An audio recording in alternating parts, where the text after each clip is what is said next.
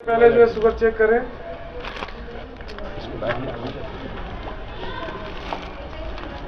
जो भी दो धनंजय जी और कौन है? विजय जी कहाँ गए? बिना संविधान के देश नहीं चलता है।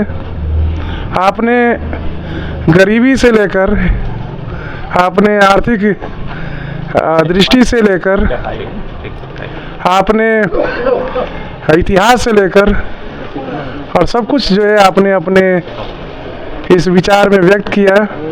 दर्द भी व्यक्त किया कि किस प्रकार से लड़के और लड़कियों में भेदभाव किया जाता है। और ये जो समय है, जो समय आज का है, इसमें लड़के और लड़कियां दोनों बराबर है।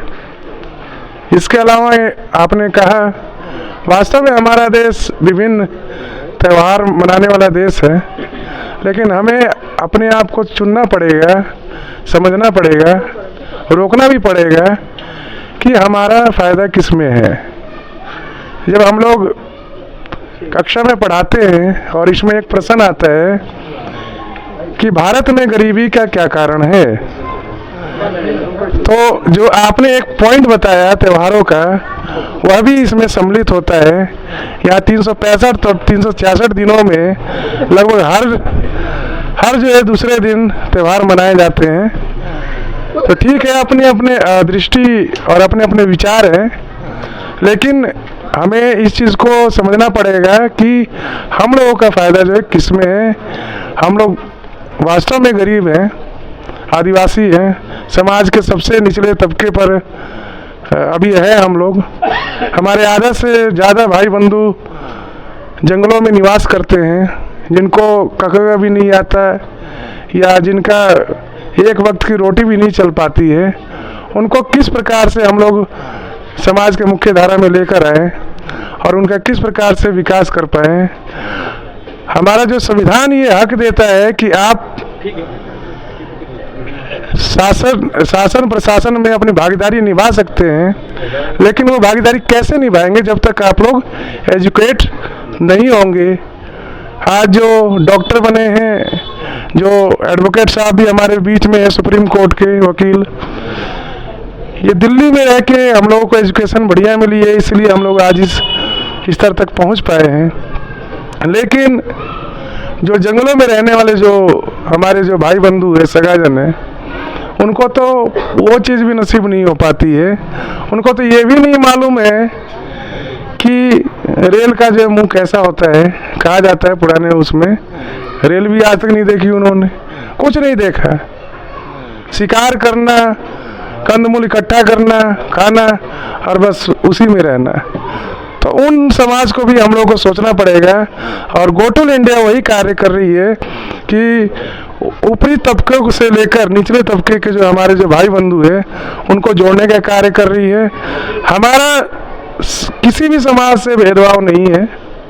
हम लोग किसी भी समाज को हम लोग ऊपर या नीचे नहीं समझते हैं, मगर आपने देखा होगा कि हमारे जो गो टू इंडिया का जो बायलॉज है, हमारे एडवोकेट साहब ने बनाया है, उसको बड़ी मेहनत से दिन रात जग के बनाया है इन्होंने।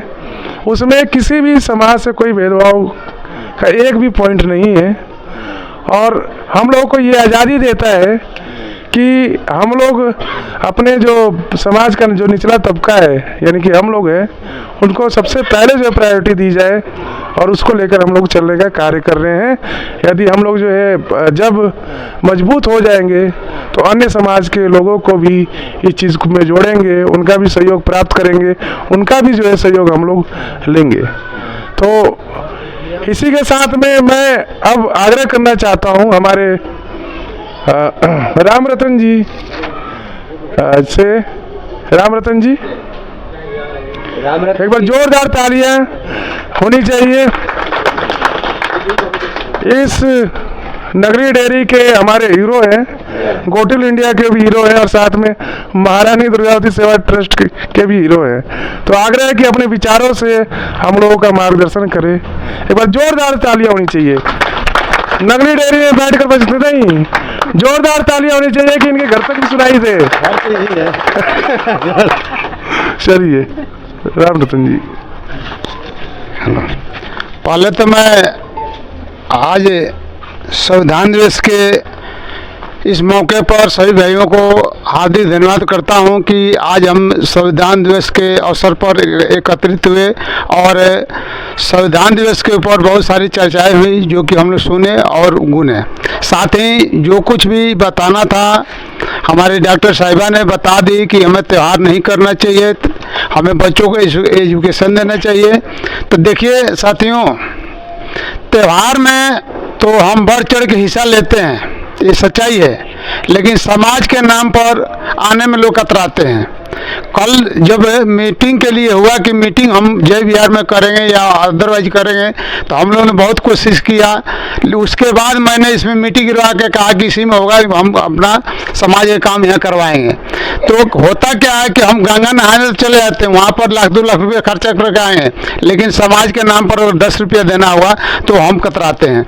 लेकिन मैं यही कहना चाहूँगा कि हम समाज को, जैसे हमारा गो टू इंडिया है, गो टू इंडिया का मेन मिशन है कि हम अपने समाज को साक्षरता शिक्षित करें, यानी कि हमारे समाज में कोई भी लड़का या लड़की अनपढ़ ना रहे, ये गो टू इंडिया का मकसद है। आईए से लेकर के छोटे तबके तक बच्चों को हौसला दिया जाता है, इनको छात्रवृत्ति वगैरह दिया जाता है, पेंसिल किताब दिया जाता है, ये सब काम गो टू इंडिया के द्वारा होता है। साथ ही जो हम लोग सभी लोग से यही निवेदन करूँगा कि हम लोग गो टू इंडिया के साथ कंधे से कंधा मिलाकर चलें कि ताकि गो टू इंडिया को आगे बढ़ाया जा सके। और गो टू इंडिया जब भी कोई कार्य में सफल होगी जब हम लोग साथ देंगे। मान लीजिए गोटुल वन बनाना है, हमारे समाज के लिए छात्रावास नहीं है दिल्ली के अंदर कहीं भी, हमारे समाज के बच्चे पढ़ने आते हैं तो इतना ना हैवी किराया है दिल्ली के अंदर कि किराए के बोझ से दब जाते हैं, पढ़ाई अपना नहीं पूरा कर सकते हैं। तो उसके लिए गोटुल इंडिया ने ठाना है कि हमें मतलब गोटुल वन बनाना यानी छात्रावास बनाना है। तो इसके लिए हम सभी को तन मन धन से सहयोग करना पड़ेगा।